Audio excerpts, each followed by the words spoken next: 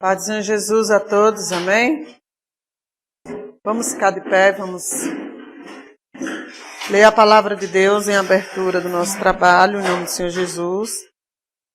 Motivo de grande alegria, poder estar mais uma noite a serviço do trabalho do Senhor. Eu sei que isso é gratificante, nós não recebemos salário na terra, mas o nosso salário está garantido no céu.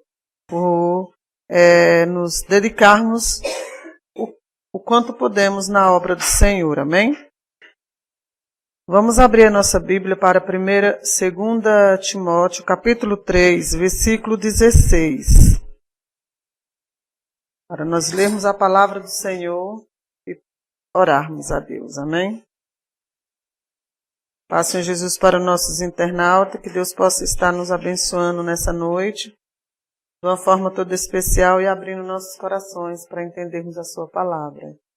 Em nome do Senhor Jesus. Amém? Os irmãos encontraram? 2 Timóteo.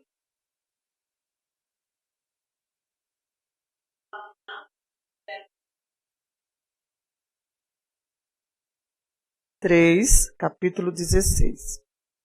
Toda a Escritura é divinamente inspirada e proveitosa para ensinar, para redarguir, para corrigir, para instruir em justiça. Amém?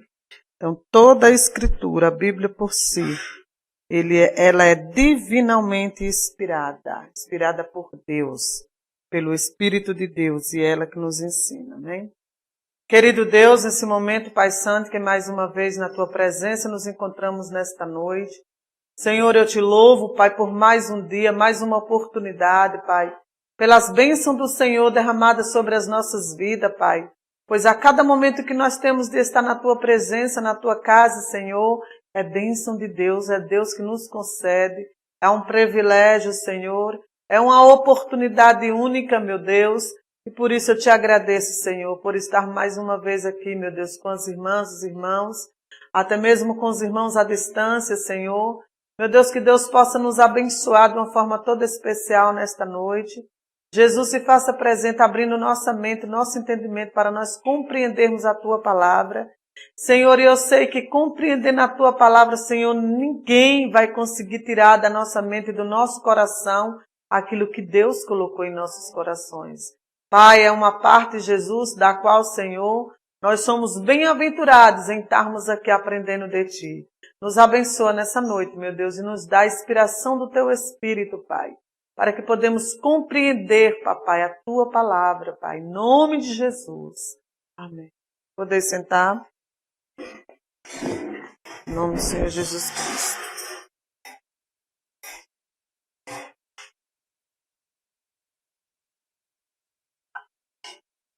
O irmão não está aqui com o celular para ver quem está presente e quem não está, né?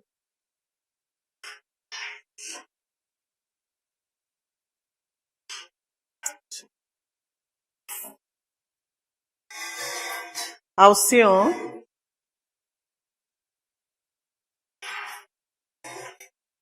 Ana Cristina. Ana Lúcia.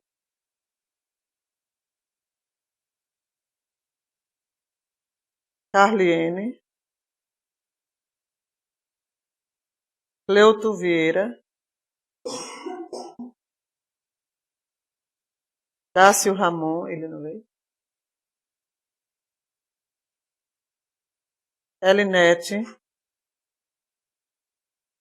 Ela não está online. Tá lavando roupa.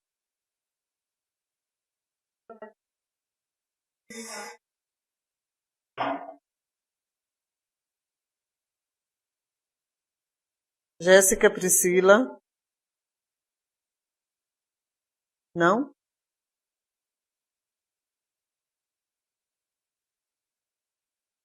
Gibson.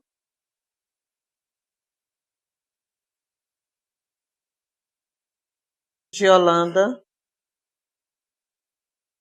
Yasmin. Yasmin está chegando. Josué. Lindinalva.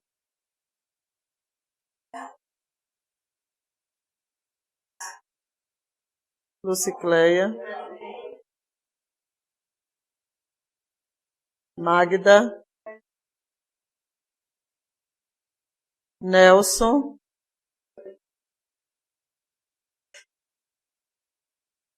Rafael, Renilda, Robson,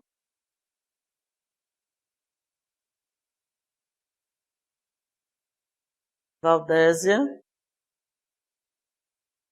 Vinícius,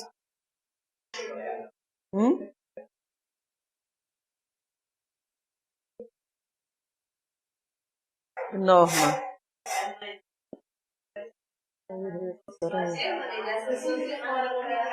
Valdésia. Como é?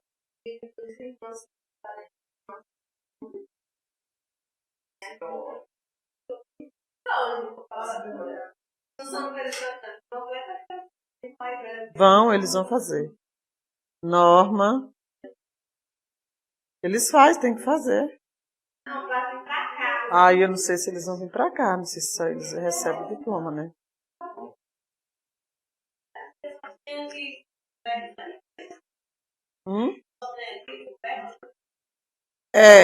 Bonfim também acho que vão iniciar agora em junho para fazer a formatura junto.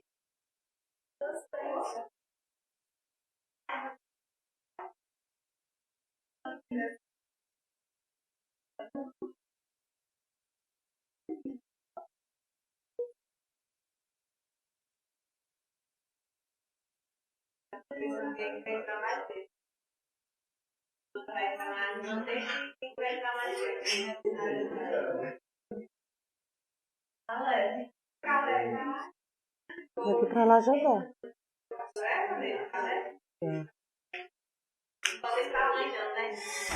Você vai ter que entrar com homem.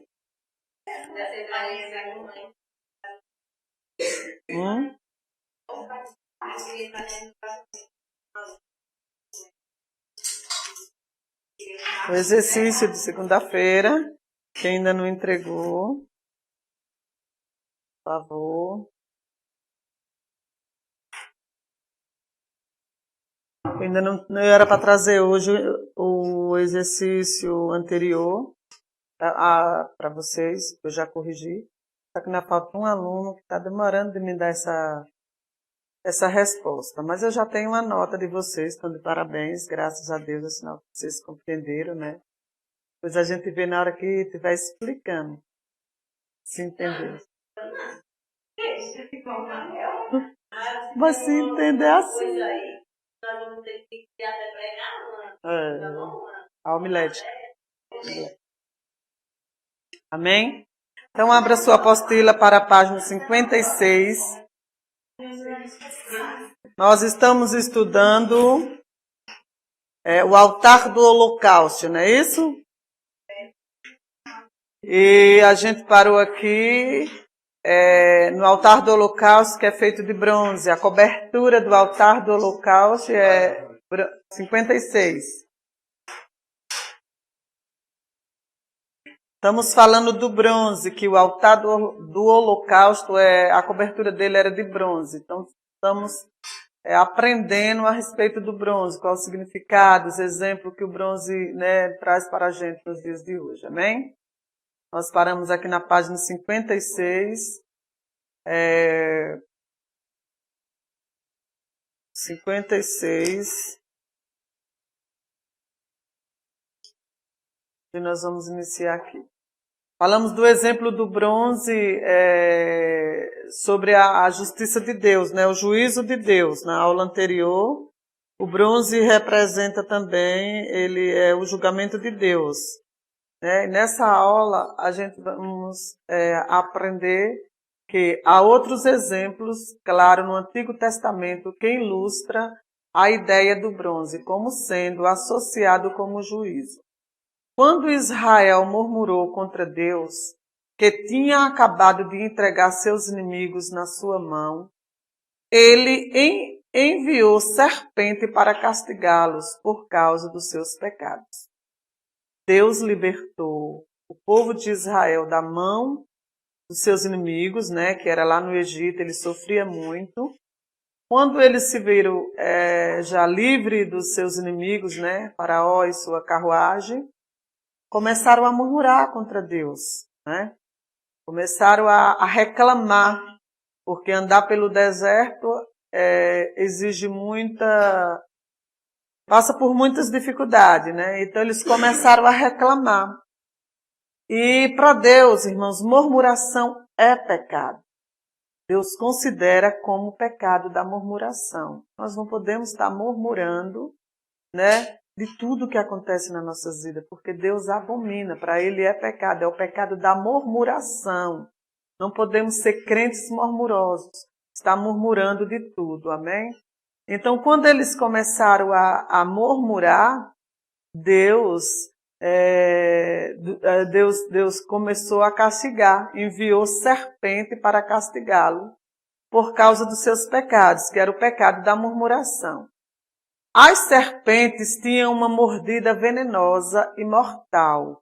O povo logo se arrependeu e Deus provou um meio pelo qual, através da fé, o povo pudesse ser salvo. Salvo porque a cobra, Deus preparou a cobra, eles começaram a murmurar e a cobra veio para morder. Todos que eles mordiam era morto, ela era venenosa mesmo. Isso tudo por causa do pecado da murmuração. Só que o povo começou a se arrepender de estar murmurando de Deus. Eles entenderam que eles não podiam estar murmurando, né? Murmurando da situação.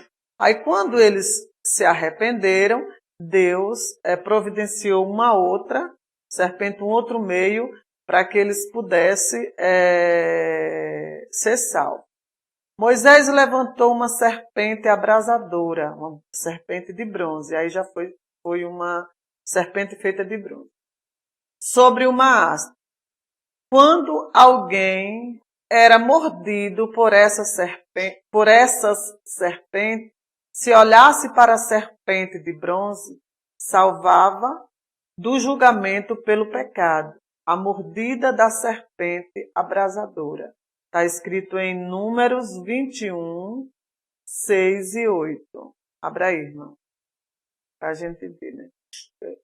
É bom a gente conferir, porque acho que tem pessoas que nem sabem se existia essa serpente, se Moisés levantou essa serpente. Eu já sabia, né? Eu já sabia porque a gente sabe, né? Uhum. Pode ler.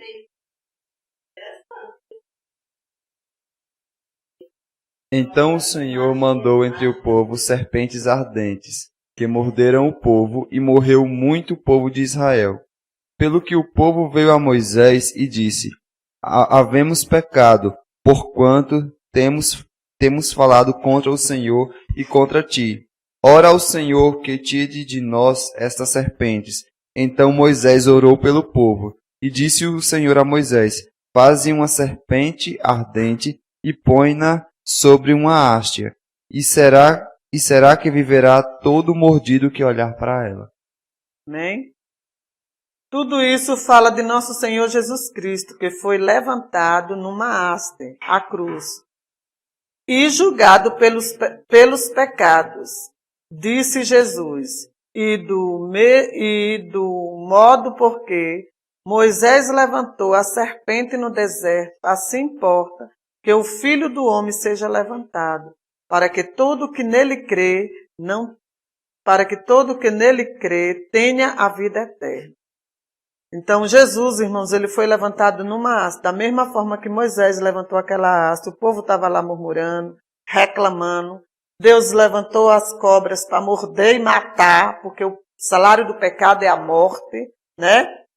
E Deus levantou e aí surgiu essa serpente, providência de Deus, para que o povo entendesse que a murmuração era pecado.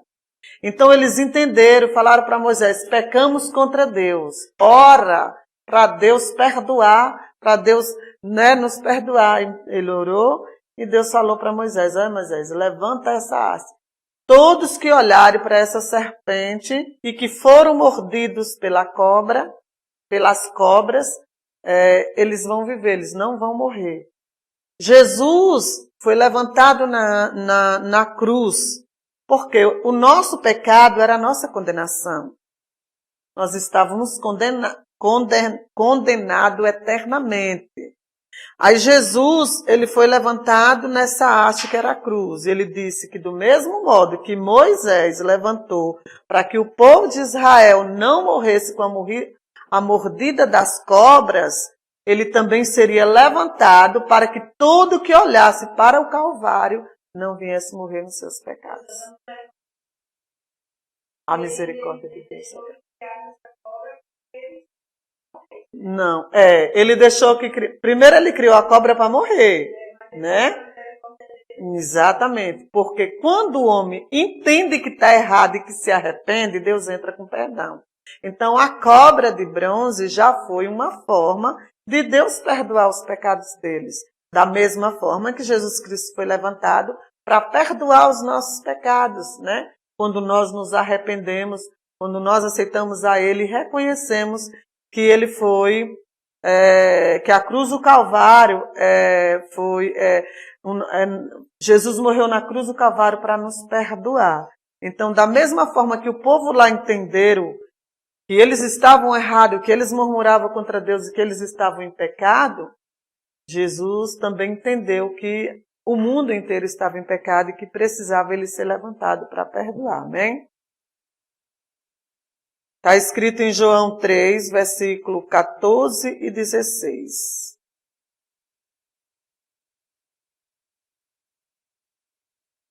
E do modo porque Moisés levantou a serpente no deserto, assim importa que o Filho do Homem seja levantado, para que todo que nele crê tenha a vida eterna. Porque Deus amou o mundo de tal maneira que deu seu Filho unigênito, para que todo aquele que nele crer não pereça, mas tenha a vida eterna. Amém.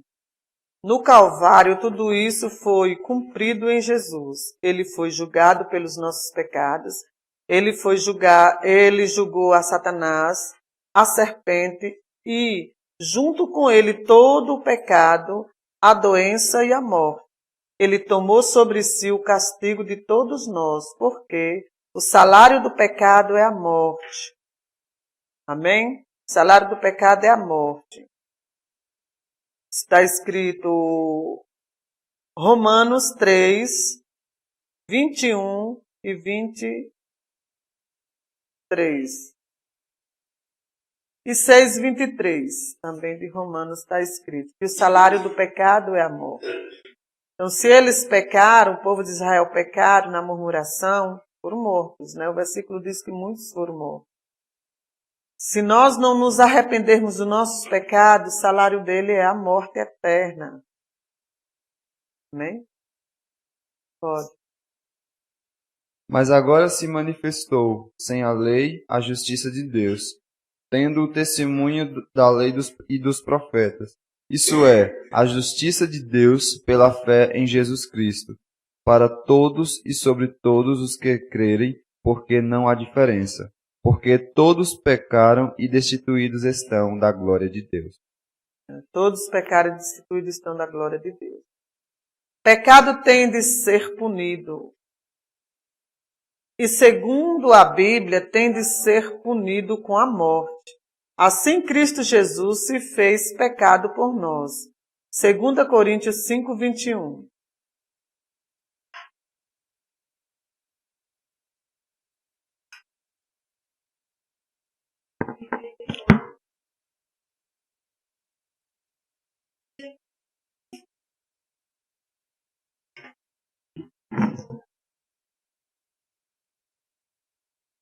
Aquele que não conheceu o pecado, ele o fez pecador por nós, para que nele fôssemos feitos a justiça de Deus. Glória a Deus. Então esse bronze que o altar do holocausto ele era coberto, era justiça, ele simbolizava justiça. E Jesus Cristo se fez justiça por nós. Amém? Foi julgado em nosso lugar, fazendo-se ele próprio maldição por nós, quando foi levado da forma como foi a serpente numa haste. Oco é de tábua e de tábua farás. É a forma do tabernáculo, do altar. O altar do holocausto era oco, isto é, não tinha fundo nele. Era uma estrutura oca, com grelhas de bronze em forma de rede. Isso significa que o fogo estaria provavelmente na terra, debaixo do altar, e que as cinzas caíam no chão. Uma autoridade no assunto afirma que o altar teria sido colocado por cima de uma espécie de vala, onde era colocado o fogo. Devido ao tamanho desta peça, todas as outras peças, das quais temos as dimensões, podiam caber dentro dela. O altar do holocausto representa. O altar do holocausto representa, em primeiro lugar, tudo quanto Cristo fez por nós na cruz. Tudo o que nós recebemos da parte de Deus nesta vida e na eternidade. Olha, o altar do holocausto representa a peça que a gente está estudando. Em primeiro lugar, ele representa tudo quanto Cristo fez por nós na cruz. Tudo que nós recebemos da parte de Deus nesta vida e na eternidade. A essa peça que a gente está estudando representa isso daí. Está baseado na obra plena de Cristo na cruz.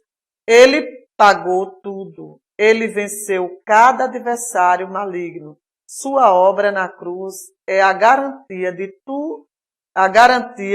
que nós podemos reivindicar qualquer ou todas as promessas de Deus. Vocês entenderam esse tópico aí? Entendeu?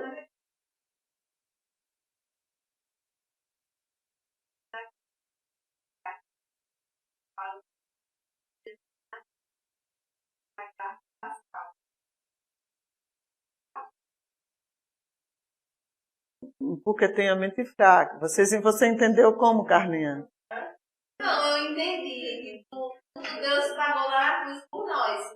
Ele é o que você está explicando. Mas tem gente que usa esse versículo que eu estou dizendo. Usa isso aqui como para justificar. Está no lugar do céu, você vê, né? Estou entendendo. Que Deus já pagou e nós não precisamos pagar preço por nada, porque Deus já pagou pela gente, né?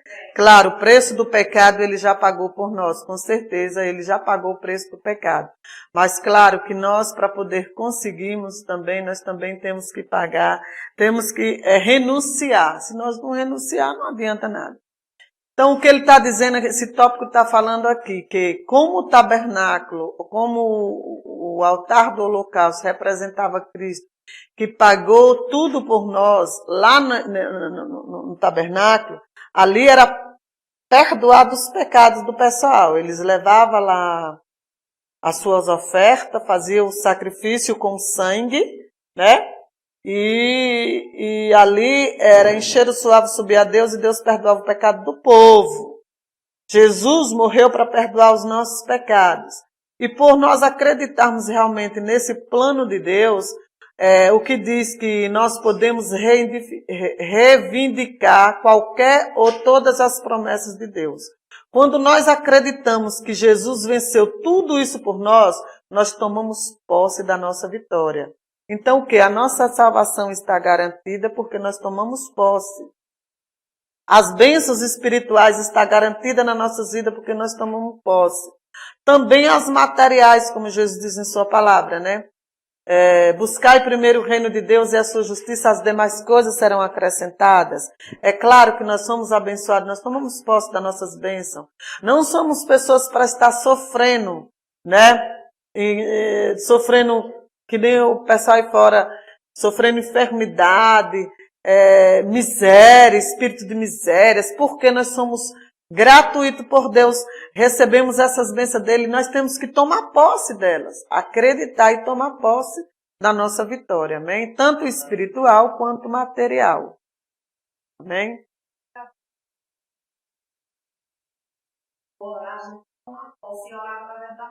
Orar através da palavra, porque as promessas que Deus... Porque o que Ele já venceu por nós já está garantido. É nosso e acabou, Ele já venceu. O que eu deveria vencer na cruz do Calvário, Jesus já venceu por mim, então. Né? Então as promessas de Deus, elas são válidas para nós. Em segundo lugar, o altar simboliza a nossa morte para o pecado, através do arrependimento. Toda a plenitude de Deus, todas as bênçãos de Deus, toda a nossa experiência da salvação para o futuro, tudo se fundamenta sobre a obra feita em nós. Em nós e por nós, no altar do holocausto, ou seja, na nossa plena morte para o pecado. Então, o altar do holocausto, ele significa um lugar de sacrifício, entenderam? Ele era um lugar de sacrifício, onde sacrificaram. Para nós hoje, o altar do holocausto, ele simboliza a nossa morte. Nós temos que sacrificar o nosso eu, a nossa própria natureza, morrer para poder, com nossos arrependimentos, para poder nos arrependemos, porque o altar do holocausto significava para eles isso. Eles iam lá e o pecado deles era perdoado. Eles não precisavam se arrepender. Hoje nós precisamos nos arrepender dos nossos e nos arrepender dos nossos pecados e morrer. A nossa carne precisa morrer. Porque se a nossa carne não morrer, nós somos vivos para o pecado. Porque a nossa carne, ela é pecaminosa. Então, tudo que atrai a nossa carne tem que ser morto. Tudo que atrai a nossa carne tem que ser morto. Porque senão nós estamos vivos para o pecado. E o altar do holocausto significa a morte, é um sacrifício que nós temos que fazer. Às vezes é difícil nós queremos renunciar a algo que a gente gosta. Mas se não renunciar, não deixar para lá, nós não morremos. Aquilo que a gente gosta, que não agrada a Deus, está vivo no nosso corpo. Então, nosso corpo tem que morrer. Para o pecado, através do arrependimento. Amém? Os irmãos entenderam?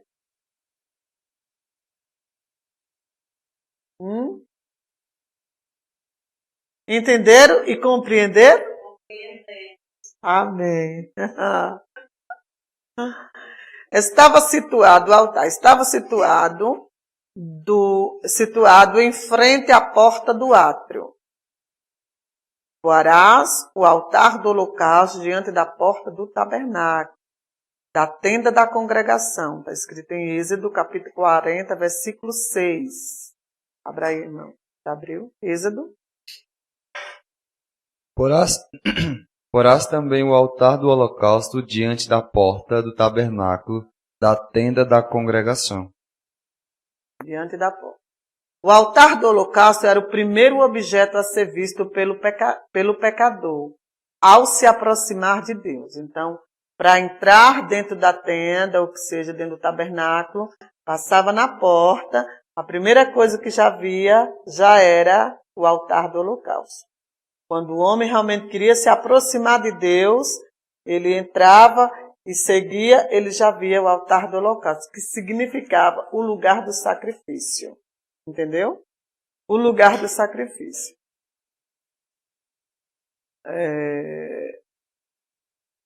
Não estava escondido dentro do tabernáculo, para apenas ser visto por uns poucos, porém, estava lá fora, à vista de todos.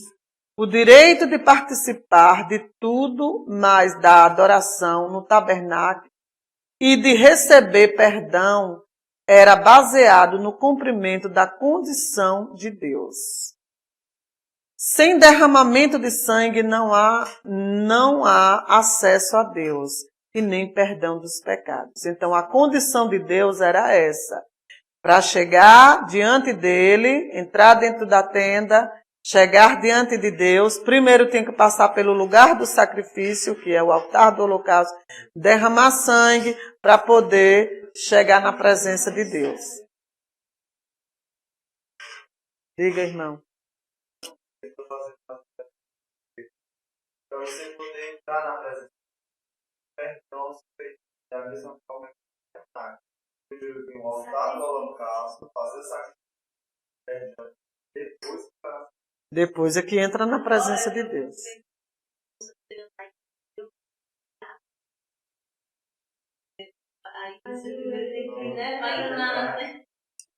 Que hábito você não tem? Eu não tenho que chegar na igreja e me ajoelhar. E é o hábito, não. É o correto. Correto. Porque Eu estou entendendo que é o correto. Porque nas orações, quando a gente entra na presença de Deus, é como se eu estivesse a gente orando e ver, escuta, é como se a gente estivesse dentro do tabernáculo. Exatamente. Mas é isso mesmo, é isso mesmo. A gente tem. Quando você aprende, você já passa, já memoriza e você já passa. Quando você vai orar, você já é como que você estivesse vivendo aquele momento. Então, a forma de nós chegarmos na igreja, a primeira coisa, dobrar nossos joelhos, já é: Senhor, estou na tua presença, perdoe as minhas falhas. Porque nós cometemos de dia a dia, por palavras, por ações, por atitudes, por pensamentos. Nós não somos perfeitos ainda, né? Estamos caminhando ainda para uma perfeição. Então, quando nós chegamos na igreja, que dobramos o nosso joelho, nós estamos entrando no altar do holocausto. Estamos ali pedindo perdão a Ele pelas nossas falhas e fraquezas, né? Pelo que cometeu durante o dia. E Deus está pronto para dizer assim: eis-me aqui, minha filha, eu vou te perdoar. Né? Ali, quando a gente faz aquela oração, você levanta e você começa o culto. Aí você já entra na presença de Deus através do louvor. É coisa gloriosa. Como a Bíblia diz que Deus habita no meio dos louvores, né? Então, se a casa dele é o tabernáculo, então tudo na casa de Deus tem essas peças. Tem tudo. Nós vamos passar por elas tudo e tudo representando a igreja hoje, representando Cristo. Então, quando nós oramos, aí começa o culto, começa o louvor. A Bíblia diz que Deus habita no meio dos louvores do seu povo, né? Então, você já começa a sentir a presença de Deus. Porque você já conversou com Deus, você já se humilhou, você já pediu perdão.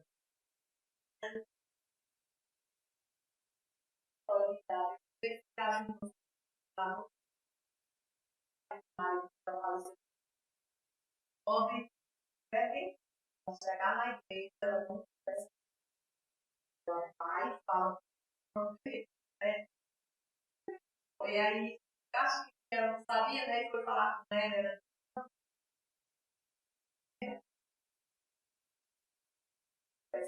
E eu achei impressionante. Eu acho que até a pessoa ficou meio assim, né? Mas eu achei que eu digo, é uma sessão errada. Mas tem que ter. Chega de qualquer jeito, já fica ali, já senta, ou já puxa uma conversa com alguém na hora que chega e não faz a oração. Não entende aonde está. É porque não tem entendimento de onde está. Está no tabernáculo de Deus. Exatamente. No santuário de Deus. Onde é que entra esse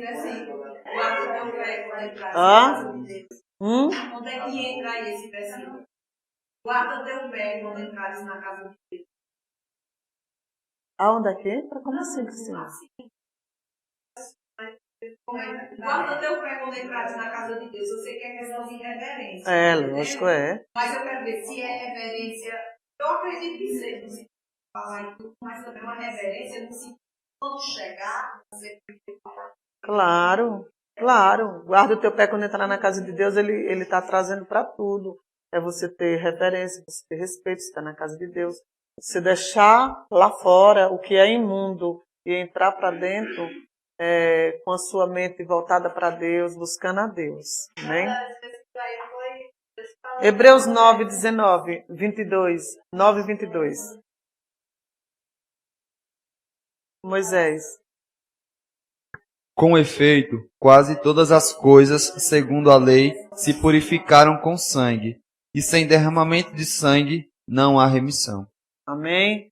Sem derramamento de sangue não há remissão. Então, todos que chegavam no tabernáculo, eles encontravam logo o lugar onde haveria ser derramado sangue, o lugar onde deveria ser oferecido sacrifício a Deus, para poder o pecado ser perdoado, para poder a pessoa chegar na presença de Deus. Era aqui que Deus encontrava-se com Israel. Êxodo 29, 42. Este 42 será o holocausto contínuo por vossas gerações, à porta da tenda da congregação, perante o Senhor, onde vos encontrarei para falar ali. Deus encontrava com o homem, Deus encontrava aqui com Israel, né, a igreja dele, no altar do holocausto. O pecador somente encontra-se com Deus na cruz de Jesus. Nós não temos um outro meio, né, irmãs, de encontrar com Deus se não for na cruz de Jesus. João 3, 17 e 18. E Atos 4, 12. Porque Deus enviou o seu Filho ao mundo, não para que condenasse o mundo, mas para que o mundo fosse salvo por ele. Atos 4, 12. E não há salvação em nenhum outro, porque debaixo do céu não existe nenhum outro nome dado entre os homens, pelo qual importa que possamos ser salvos. Amém. Então não existe um outro meio. Tudo o que o homem tem de fazer para estar perdido é rejeitar a Jesus, aproximar-se a Deus sem um sacrifício. Então tudo que o homem tem que fazer para estar perdido é rejeitar Jesus, é não querer Deus, é não aceitar Jesus. Então essa pessoa está perdido porque ele está rejeitando a Jesus. Aproximar-se a Deus sem um sacrifício. Hebreus 10, 13 e 10. Possuímos um altar, do qual não tem direito de comer os que ministram no tabernáculo. Interessante, né? O altar do holocausto era o primeiro passo para chegar à presença de Deus. Mostra-nos que o primeiro passo para nós é a morte espiritual. O altar do holocausto era o primeiro passo para chegar até a presença de Deus. Onde ficava a presença de Deus na tenda? No santo do santo. Então, para chegar até lá, vai passar por muita coisa, mas o altar do holocausto seria a primeira peça, né, para se aproximar dele.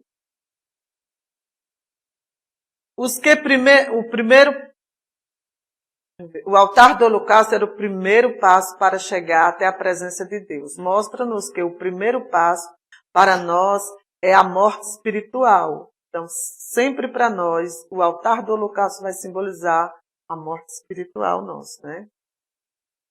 Para podermos nos aproximar de Deus, Jesus já entrou diante de nós e morreu sobre o altar, a cruz, como sacrifício por todos os nossos pecados. Porém, nós temos que nos identificar com a sua morte pelo arrependimento, morrendo para a velha vida do pecado. 2 Coríntios 5, 17. Mostra-nos que o primeiro passo para nós é a morte espiritual. Como é? Aqui está falando assim. Mostra-nos. O altar do holocausto era o primeiro passo para chegar à presença de Deus. Mostra-nos que o primeiro passo para nós é a morte espiritual. Se chegar diante de Deus sem primeiro fazer o sacrifício, você vai morrer. Entendeu? Aí Jesus entrou por nós na cruz do Calvário, para poder a gente ter acesso a Deus. Entendeu? Entendeu, Rafael? Compreendeu? Amém. Então vamos ver 2 Coríntios 5, versículo 17 e Romanos 6, do 1 ao 3. Abre Romanos também logo, viu? 2 Coríntios. E assim, se alguém está em Cristo, é nova criatura. As coisas antigas já passaram, e eis que se fizeram as novas.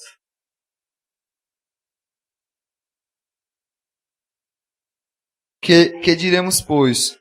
Permaneceremos no pecado, porque... Que diremos, pois? Permaneceremos no pecado, para que a graça abunde.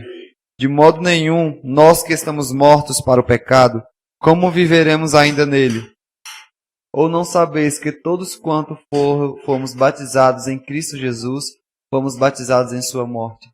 Amém? Então não poderia se aproximar de Deus sem primeiro passar no altar do holocausto, sem primeiro nós passarmos, né, pelo altar do sacrifício. Senão era morte mesmo. Nenhum homem poderia chegar perto de Deus, né, cheio de pecado, porque morria. Morria, era morte mesmo. E hoje para nós é morte espiritual. Hoje para nós é morte espiritual, da carne mesmo. Hoje para nós é a morte espiritual.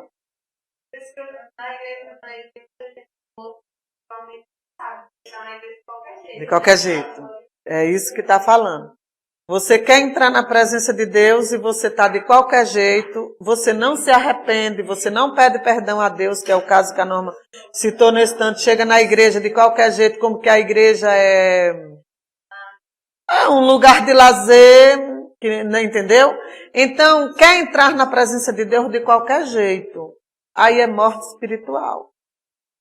Às vezes a pessoa erra e quer encobrir o erro, o pecado, não confessa, é morte espiritual.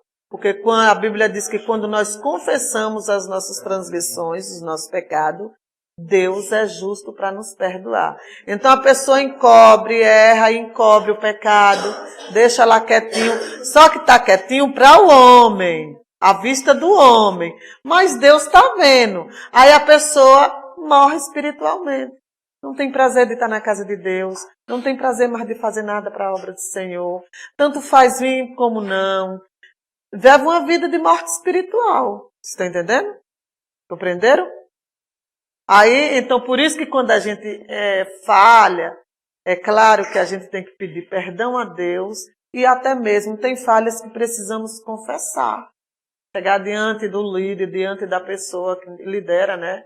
Que Deus colocou, olha, eu falhei em tal coisa, eu errei. Ore por mim para Deus me perdoar. Não era assim que o povo de Israel fazia com Moisés. Moisés, ora a Deus para Deus perdoar, porque nós pecamos contra Deus.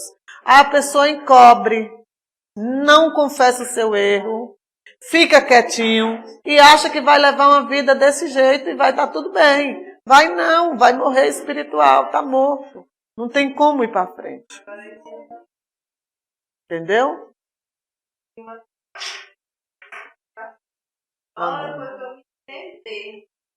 Amém. Falei pra Mara. Aí ela até segunda-feira para falar a paz.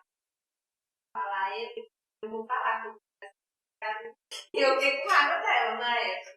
Só que agora eu entendi. Então ela ia morrer espiritualmente. Morre também.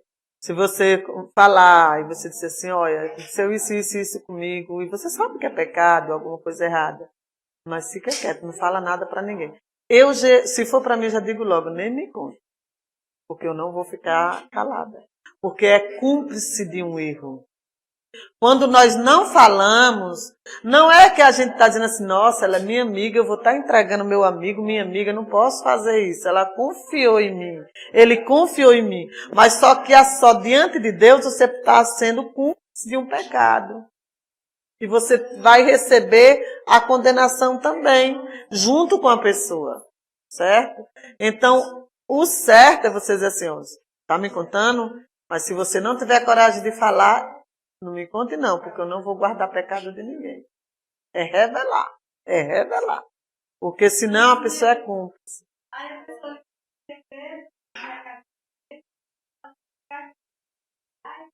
Eu estou falando meu exemplo. Eu já digo assim para a pessoa, não me fale.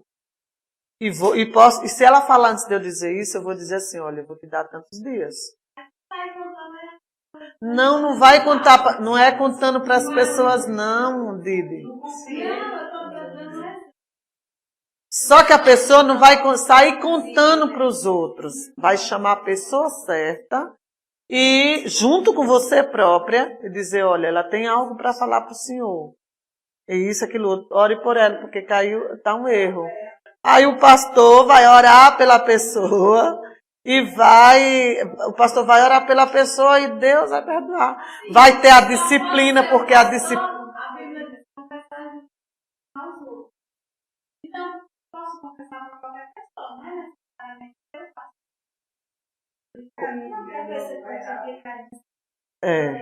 Porque não adianta você estar em pecado e você contou para uma pessoa que não era o pastor e ele está tendo você como uma pessoa íntegra dentro da igreja. Não, mas a pessoa não pode se disciplinar sozinha. Isso é rebeldia diante de Deus. A gente tem que... Não, mulher. Não, está dizendo que é as nossas necessidades, não é os nossos pecados. Sim, mas também as nossas necessidades. Confessar uns aos outros. Mas quando ele está falando, ele está indo direto para a liderança. Não adianta, porque a liderança tem que estar sabendo. Não pode ficar uma coisa encoberta que a liderança não possa ficar sabendo.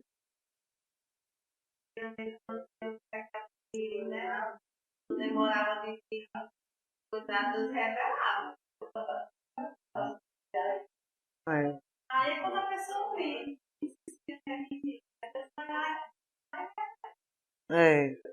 eu sei que o certo mesmo é você confessar.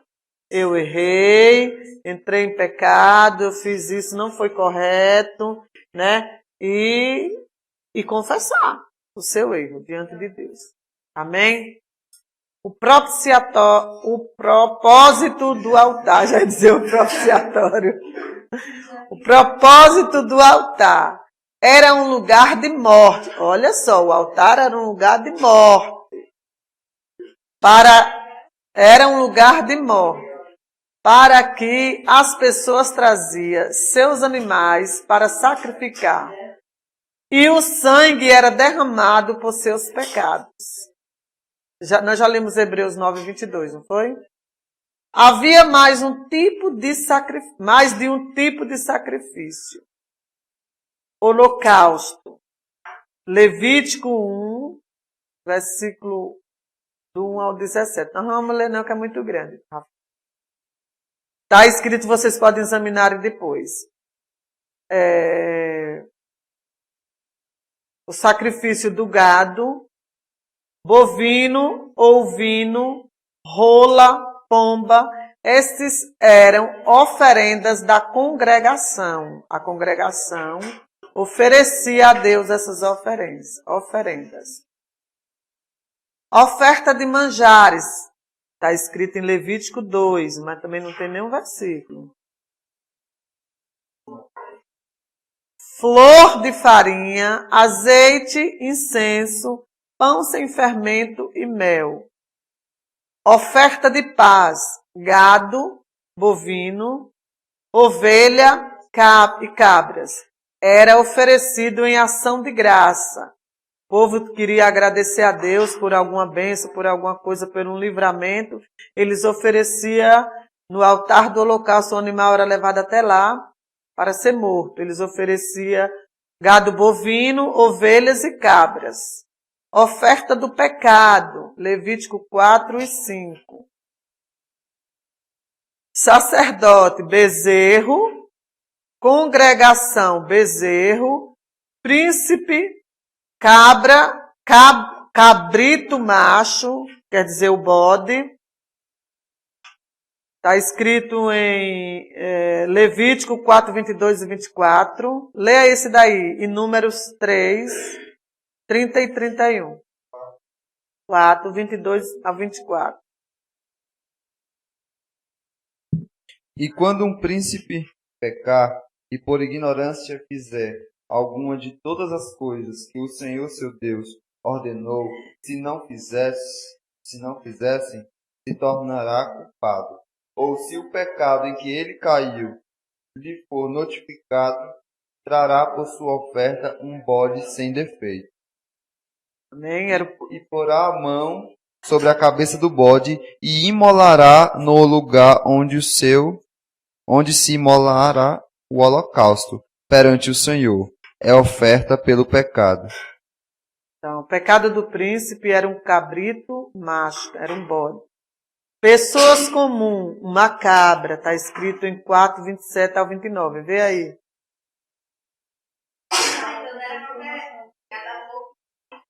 Era vários tipos de sacrifício.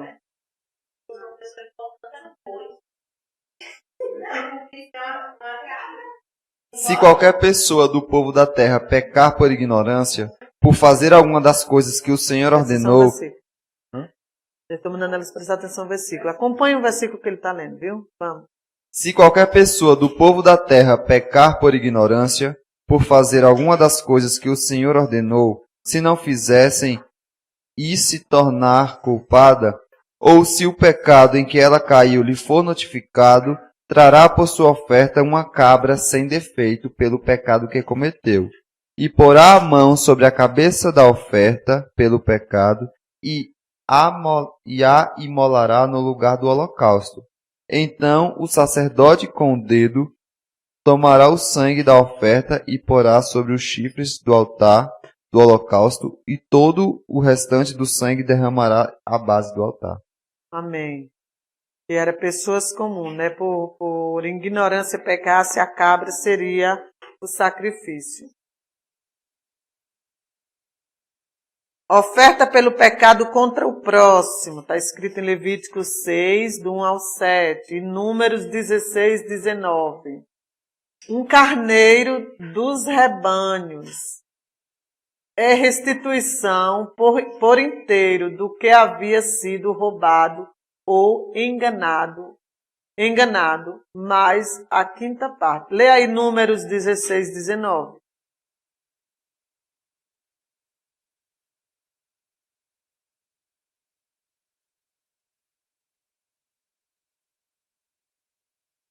E Coré fez ajuntar contra eles toda a congregação à porta da tenda da congregação. Então a glória do Senhor apareceu a toda a congregação. 36, 40, do mesmo número.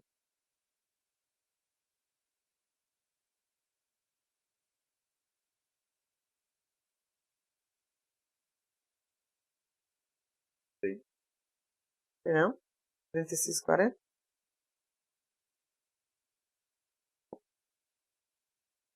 As ofertas diárias, ofertas mensais do dia de repouso, oferta das festas solenes. Tudo isso eram as ofertas, que era o sacrifício que era feito, eles levavam como oferta até o altar do holocausto. Então, eles eram especificados para cada coisa, para o príncipe era o bode, para a congregação era o bezerro, o pecado do próximo seria a cabra, e assim por diante. Então, eram vários sacrifícios, amém? Não era um sacrifício só. O inocente sofreu pela culpa, Romanos 4, 25, e Isaías 53, do 3 ao 6. O inocente sofreu pelo culpado.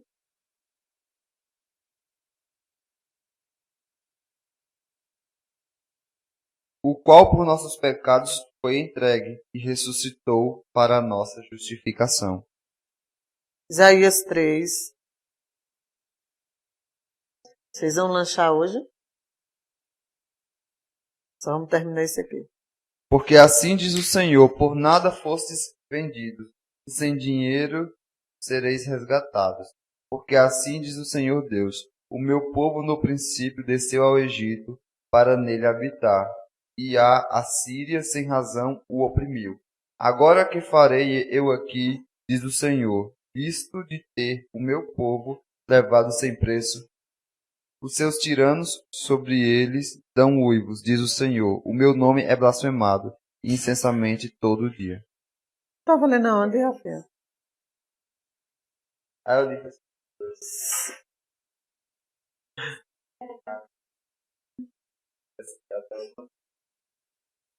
era desprezado e o mais rejeitado entre os homens, homem de dor e que sabe o que é padecer.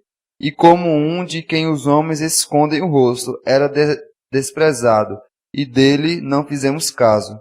Certamente ele tomou sobre si as nossas enfermidades, e as nossas dores levou sobre si. E nós o reputávamos por aflito, ferido de Deus e oprimido. Mas ele foi transpassado pelas nossas transgressões e moído pelas nossas iniquidades. O castigo que nos traz a paz estava sobre ele, e pelas suas pisaduras fomos sarados. E todos nós andávamos desgarrados como ovelhas, cada um se desviava pelo caminho, mas o Senhor fez cair sobre ele a iniquidade de todos nós. Amém? Então, todos esses animais pagavam pela culpa do homem, né? O homem pecava e esses animais eram levados até o altar do holocausto para ser morto, para ser degolado, para ser oferecido em sacrifício pelo pecado do homem. Todos esses animais eram inocentes. Jesus Cristo também foi o Cordeiro inocente por nós, né? Onde ele já leu. Portanto, sacrifício, podemos ver que o pecado é uma coisa muito séria para Deus. O preço é a morte. Esse sacrifício sobre o altar era símbolo do sacrifício de Jesus Cristo. Ofertas queimadas de aroma agradável ao Senhor. Abre Levítico 1, 9.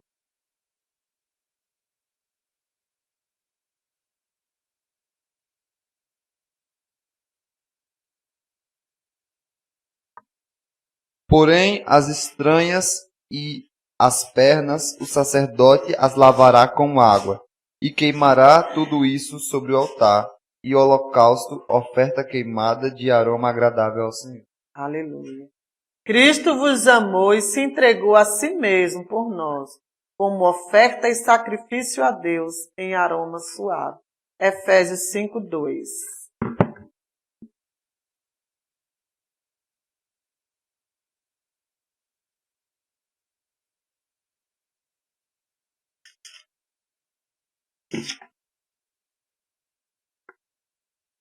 E, ainda em amor, como também Cristo nos amou e se entregou a si mesmo por nós, como oferta e sacrifício a Deus, em aroma suave. Amém.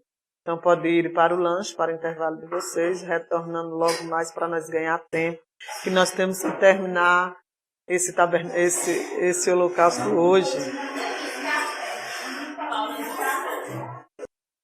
Amém? Vamos iniciar, vamos voltar à nossa atividade. Tudo bem, Cristina? A letra D, vamos para a letra D da página 59.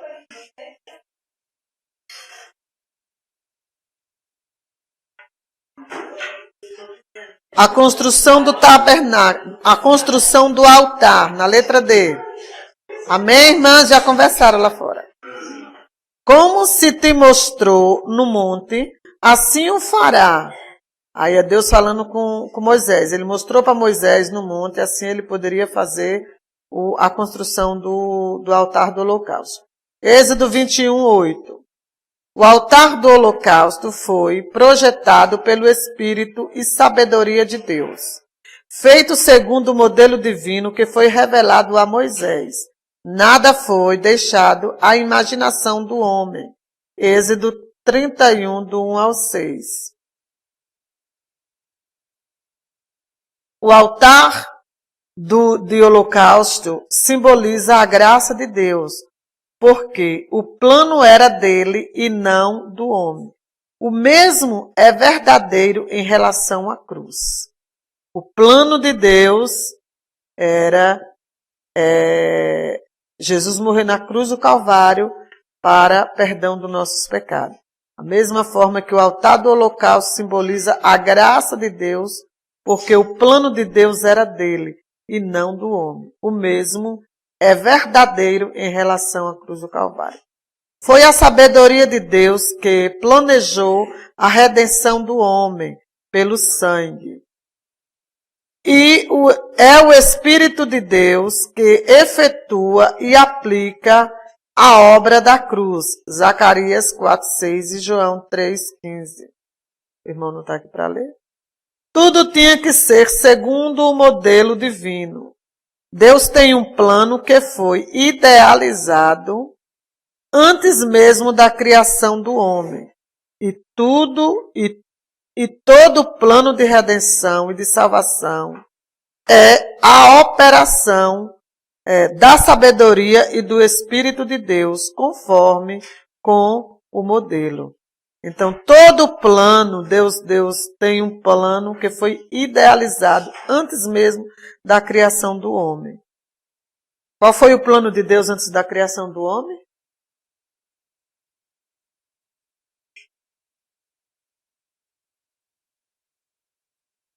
A salvação.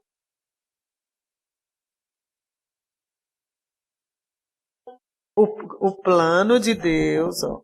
Deus tem um plano que foi idealizado antes mesmo da criação do homem. E todo plano de redenção e de salvação é a operação da sabedoria de Deus, da sabedoria e do Espírito de Deus, conforme foi o modelo. Deus Deus não fez um tabernáculo, gente, não é. Deus não.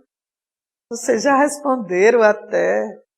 O plano de Deus não foi estar junto com o homem. Tem que entender e compreender. Ele sempre teria. No meio do povo de Deus, esse era o plano. Tudo tem que estar conforme o modelo de Deus. Nenhum outro meio de salvação seria dado por ele. Como substituto, devemos entrar pelo caminho dele. Satanás tenta nos enganar, nos levando a crer que podemos criar o nosso próprio plano. Diz-nos que basta sermos sinceros. Tem muita gente que diz assim, né? Se presta atenção, tem gente que diz assim, Deus quer o coração. Não preciso de mudar de religião. O importante é eu e Deus. A pessoa está errada, quer servir a Deus do seu jeito e diz, mas o que importa para mim é eu e Deus. Isso é um outro caminho. O caminho de Deus não é esse, né? Acaso o rei mau de Judá pensava que podia se aproximar de Deus pelo seu próprio caminho, pondo de lado o verdadeiro altar de Deus, substituindo-o por um altar que copiou do que ele viu em Damasco. Isso está escrito em 2 Reis, capítulo 16, versículo 10 a 18. E 2 Crônicas 28, 5, 21. Lê a 2 Crônicas 28, 5, 19 a 21. Então tem muitas pessoas que dizem, né, quer ir pelo seu próprio caminho, acha que não precisa renunciar, né? Deus me conhece. Isso é querer servir a Deus do seu jeito.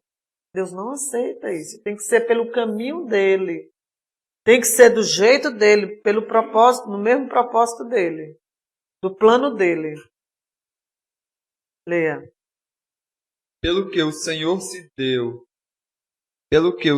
seu Deus o entregou nas mãos do rei de Círios, os quais o derrotaram e levaram dele em cativeiro uma grande multidão de presos, que trouxeram a Damasco. também foi entregue nas mãos do rei de Israel, o qual lhe infligiu grande derrota. Porque o Senhor humilhou a Judá por causa de Acás, rei de Israel, porque este permitira que Judá caísse em dissolução, e ele de todo se entregou à transgressão contra o Senhor. Porque Acás tomou despojos da casa do Senhor, da casa do rei e da casa dos príncipes, e os deu ao rei de Assíria. Porém, isso não o ajudou. Amém?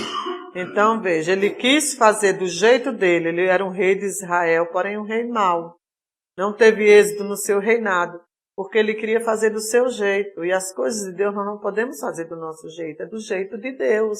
É da forma que Deus quer. Então, não tem êxito mesmo. Mas toda a sua idolatria não o ajudou, que é o versículo que nós terminamos de ler. Nós podemos examinar a salvação de 2 pontos de vista. Presta atenção nesse tópico, viu, gente?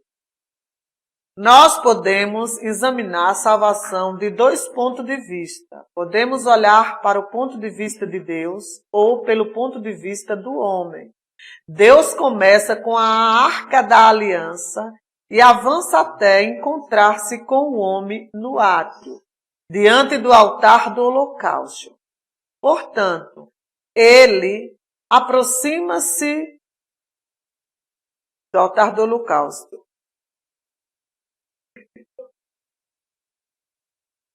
Portanto, ele vem ao altar do holocausto por último.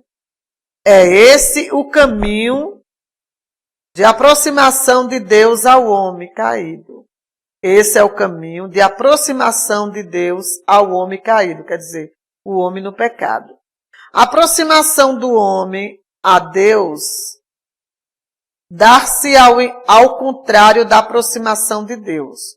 O homem nascido na iniquidade e concebido no pecado tem que começar primeiro com o altar do holocausto para tratar do seu pecado. Depois ele anda com Deus até chegar à Arca da Glória, por último. Para o homem, o altar tem que vir primeiro. Vocês entenderam?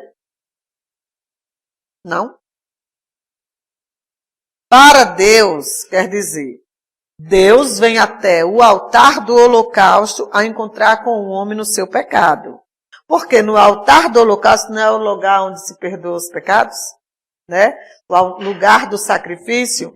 Aí, isso quer dizer que enquanto o homem está no altar do holocausto, oferecendo a Deus, né, a sua oferta de sacrifício, fazendo seu sacrifício diante de Deus, aí Deus vem ao encontro dele, né? Sai da Arca da Aliança. Onde é que fica a Arca da Aliança?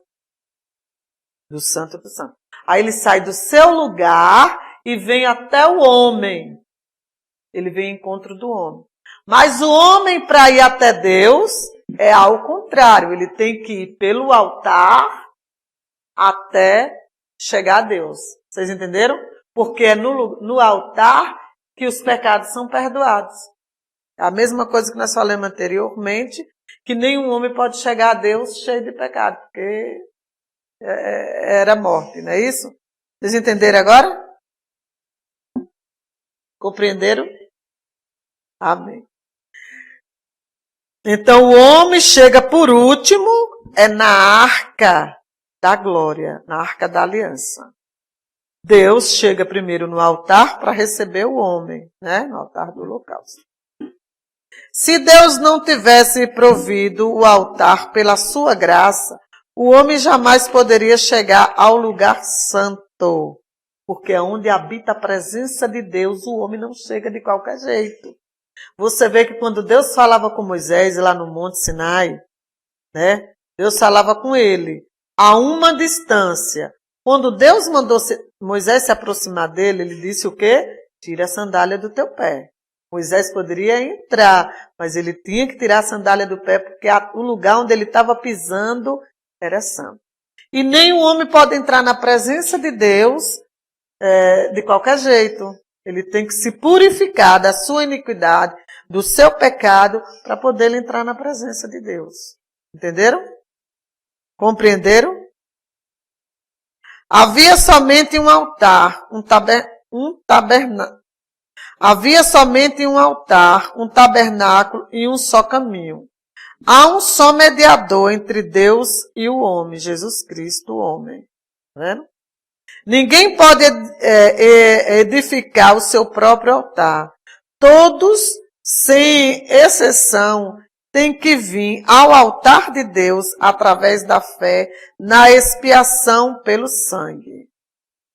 Então, todos, para chegar até Deus, primeiro tem que ir até o altar. Por isso que quando nós estamos no culto, a palavra é pregada, a pessoa faz o apelo, ele tem que sair do lugar onde ele está e ir até o altar. É isso? Porque ele está dizendo que ele está se arrependendo. Está aceitando a Cristo como Salvador da sua alma. Não adianta que ele não aceita ali sentado no banco. Não é ali sentado no banco que vai resolver. Ele tem que dar um passo para Deus, para poder Deus se aproximar e vir até ele, né? Como diz lá em Hebreus. Hebreus mesmo. Chegai-vos a mim e eu chegarei a vós, diz o Senhor dos Exércitos. É isso? O fogo ardia continuamente no altar. Na congregação do altar, na consagração do altar do holocausto e do tabernáculo, a glória de Deus desceu sobre a arca, no Santo dos Santos, e dessa glória saiu o fogo divino, que consumiu o sacrifício sobre o altar. Esse fogo veio da glória, deveria arder continuamente, nunca deveria se apagar. Esse fogo veio da glória, deveria arder continuamente e nunca deveria se apagar. Foi aceso pela soberania divina. Soberania divina. Mas era responsabilidade humana mantê-lo aceso, trazendo lenha diariamente para queimar as ofertas da manhã e da tarde. Nosso Deus é fogo consumidor. Está escrito em Levítico 6, versículo 12 e versículo 13. Abra aí, irmão. E abra também Hebreus 12, 29.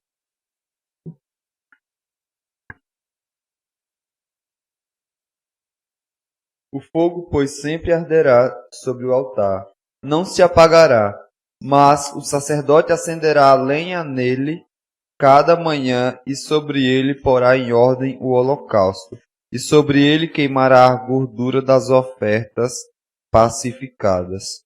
O fogo arderá continuamente sobre o altar, não se apagará.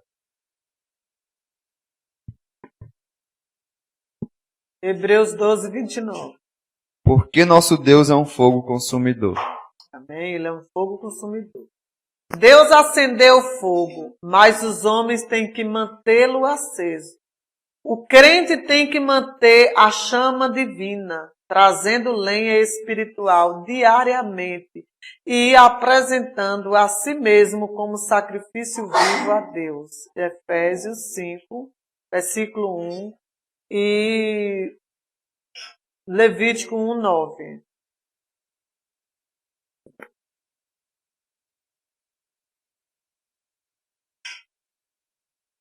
Sede, pois, imitadores de Deus, como filhos amados, e andeis em amor, como também Cristo nos amou e entregou a si mesmo por nós, como oferta e sacrifício a Deus em aroma suave. Amém. Tu leu Levítico? Até agora. 9. Porém, a sua fressura e as suas pernas lavar-se-ão com água, e o sacerdote de tudo isto queimará sobre o altar o holocausto e a oferta queimada de cheiro suave ao Senhor. Amém. Então, Deus, ele acendeu o fogo, mas era responsabilidade dos homens manter aceso o fogo do altar do holocausto. Eles tinham que manter aceso. Deus acendeu, mas eles tinham que manter. Deus acende o fogo, mas o homem tem de mantê-lo aceso O crente tem que manter a chama divina, trazendo lenha espiritual diariamente e apresentando a si mesmo o sacrifício. Por isso que diz, a gente não pode estar, hoje está cheio de Deus e amanhã não está mais. Tem que estar sempre com a chama, tem que estar sempre aceso, tem que ter sempre fogo, né? Não podemos ser aquele crente que tem dias que não pode encostar, que está fogo puro, mas tem dias que está lá frio, que vira cinza. Vira cinza. Então nós temos que estar sempre com a nossa chama acesa diante de Deus. Amém? E hoje a nossa chama, no tempo do povo de Israel, era a chama no altar do holocausto, né? Onde fazia o sacrifício. Ali tinha que estar aceso continuamente. Eles tinham por responsabilidade de estar mantendo aquele fogo sempre aceso. Hoje, o fogo que acende o crente é qual? O fogo do Espírito Santo. Temos que estar continuamente aceso com o fogo do Espírito Santo. Amém. Vai com Deus, irmã Dita. Na sua segunda vinda, Cristo virá na glória de seu Pai, em chama de fogo, tomando vingança contra os que não conheceram a Deus e contra os que não obedeceram o Evangelho de nosso Senhor Jesus Cristo. É queimar, por isso que a Bíblia diz que essa terra está reservada como um tesouro para ser queimada no fogo ardente. Aí vai ser a vingança de Deus para os desobedientes. 2 Tessalonicenses 1, versículo 7, e Levítico 9, 22 ao 24. E a vós outros, que sois atribulados, alívio juntamente conosco, quando do céu se manifestar o Senhor Jesus com os anjos do seu poder.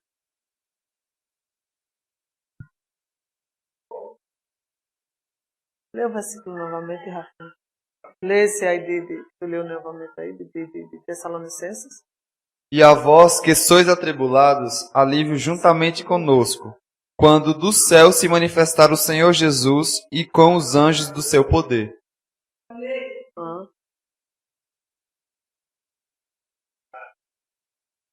Tá.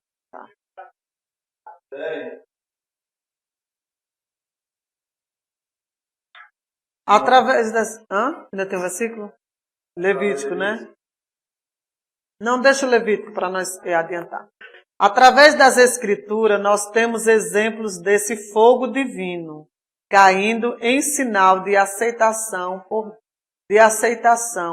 Deus, de certos sacrifícios.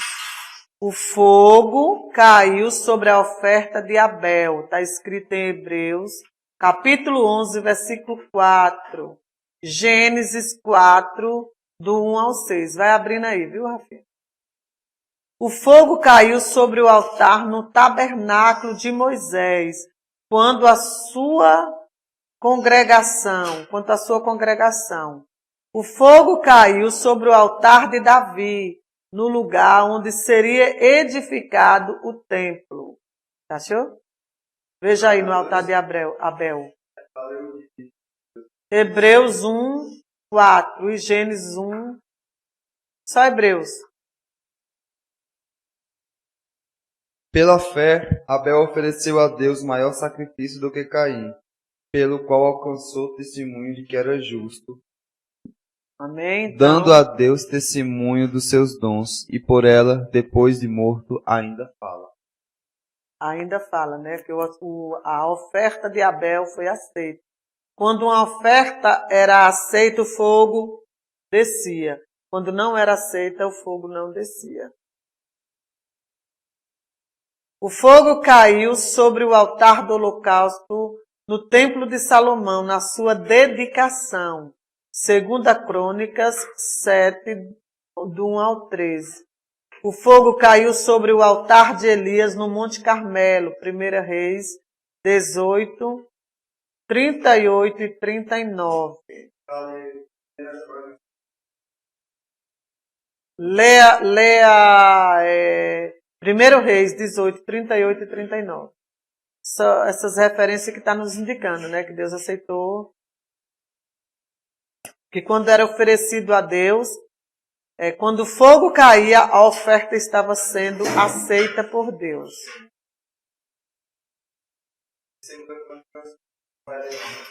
Não, lê só o Reis, 1 Reis. Então caiu do fogo do Senhor e os consumiu.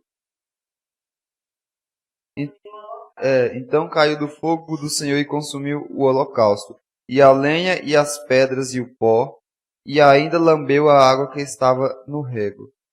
E havendo todo o povo, caíram sobre os seus rostos e disseram: só o Senhor é Deus, só o Senhor é Deus. Amém? Então, o sacrifício que Deus aceita, ele faz cair fogo do céu. Nesse aqui de Elias mesmo, os profetas de Baal lutaram com Baal e nada acontecia. Elias fez um desafio para eles. Se o meu Deus vai me ouvir, pode jogar água aqui nessas lenhas. Já viu fogo pegar em água? Jogaram água 3 vezes. E quando ele orou a Deus, o fogo desceu, porque foi aceito. Não se apagará. Levíticos 6:12, versículo 13. Ficou ordenado 40 anos. Isso ensina que o altar de Deus sempre está aberto a qualquer pecador que queira vir de dia ou de noite. Então, o altar do Senhor estava aberto para qualquer pessoa que quisesse vir de dia ou de noite, sem exceção de pessoas. Sem sangue e o fogo desse altar, os demais compartimentos do tabernáculo não teriam nenhum valor. Olha a importância desta peça, né? E do fogo e do sangue que ia nesta peça. Sem o sangue, sem o fogo, os demais compartimentos do tabernáculo não teriam nenhum valor. Hebreus 9, 19 ao 23. Leia esse aí.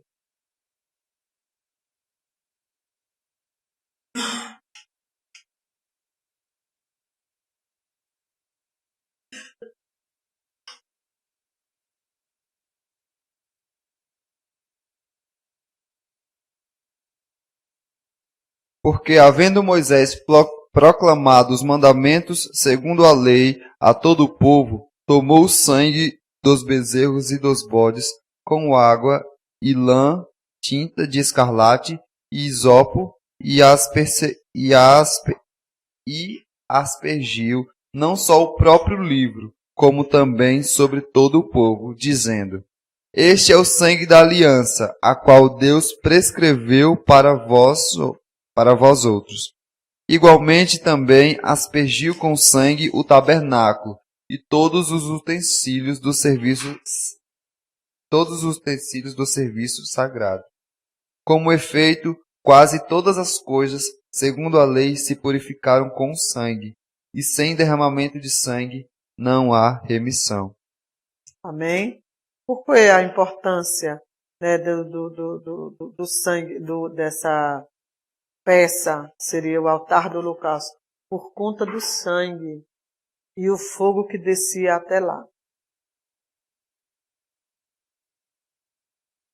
Uma vez que caiu o fogo, tornou-se responsabilidade do homem tomar desse fogo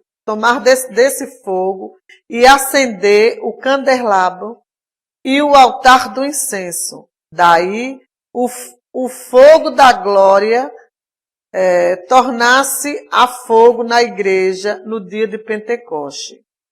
Antes do fogo ser aceso, nós não podíamos ser luz, mas agora que ele já acendeu a chama, nós temos a responsabilidade de espalhar essa chama e sermos luz para o mundo.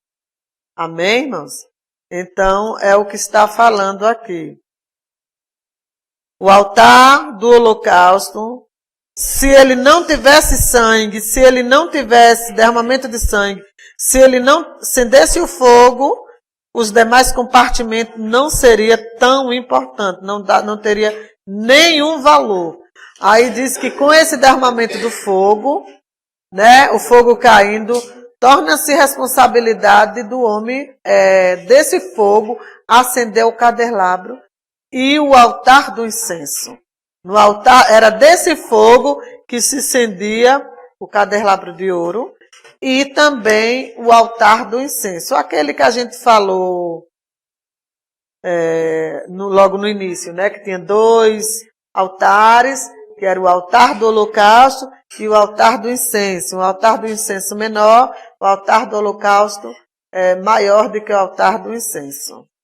O altar do incenso era tão somente os sacerdotes que oferecia, né? O altar do holocausto, o homem poderia chegar até ele e oferecer seu sacrifício a Deus. Vocês entenderam, né? E ele era aceso pelo fogo que já vinha do altar do holocausto, aí acendia o fogo no altar do incenso. Amém? Então, os irmãos entenderam a explicação do altar do holocausto? Compreenderam? Eu vou ver quando eu procurar saber. Amanhã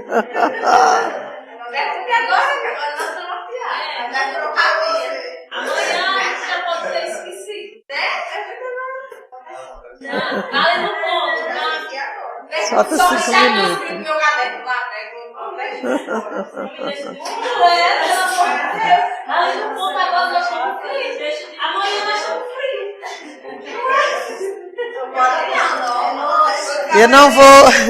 Eu não vou perguntar agora, porque são 7 peças do tabernáculo. Não, mas vai ser garantido. Porque quando a gente compreende, explica em qualquer momento. Não, presta atenção. Mas quando a gente compreende, é porque nós estamos crendo agora que a gente liga. O negócio foi falando agora.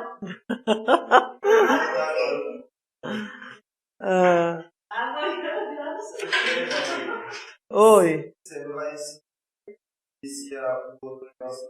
Qual outro? A bacia. Vou iniciar a bacia.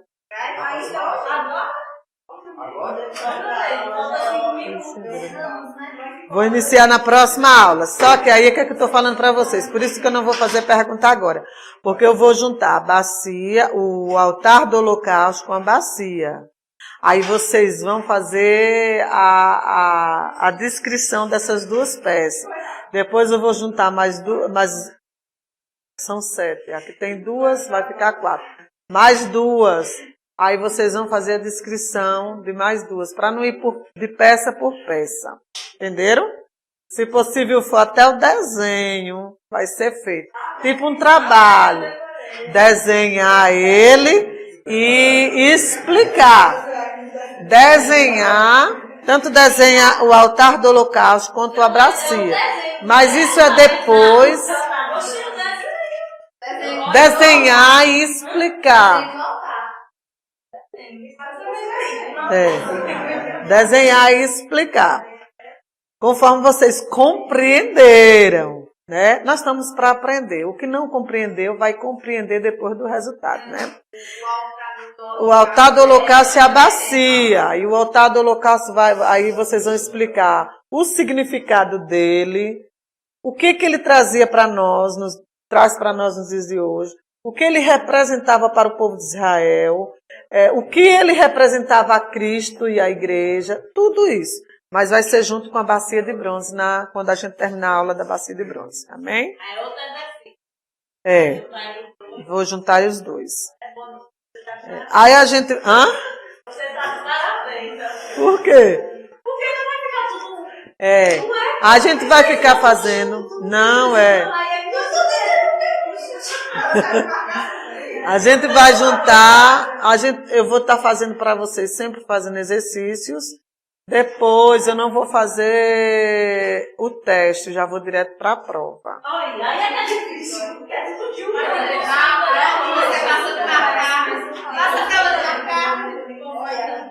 Não entendi. Eu falei De consulta, não. a A gente, se vocês...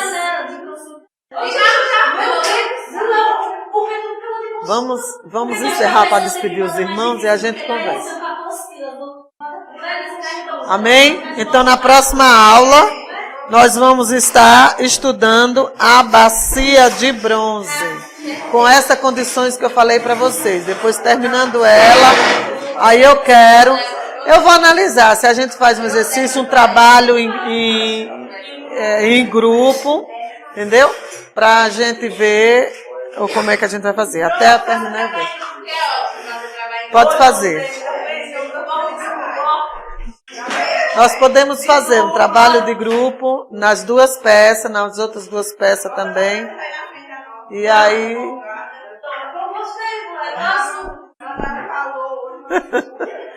Amém? Então vamos estar assim orando para encerrar em nome de Jesus. Agradecer a Deus, né, por mais essa oportunidade que Ele tem nos dado. Amado e eterno Deus, glorioso Jesus Cristo, Senhor, nós nos apresentamos mais uma vez diante da Tua presença. Senhor, nós Te louvamos, Senhor. Nós Te agradecemos por essa rica oportunidade que tem nos dado, meu Deus, de aprendermos mais da Tua palavra, Pai. Senhor, e assim nos leva para nossos lares, na Tua paz, na Tua graça, nos dando uma noite abençoada na presença de Deus. Senhor, nos dando condições de nos prepararmos cada dia mais para a Tua vinda. Deus, nós aprendemos nesta aula de hoje, Pai, que para nós podermos chegarmos à Tua presença, nós precisamos nos arrepender. Nós precisamos sacrificar a nossa própria natureza carnal. Ela é da carne, Senhor, a nossa natureza pecaminosa, que, meu Deus, a todos os momentos está nos puxando para o pecado.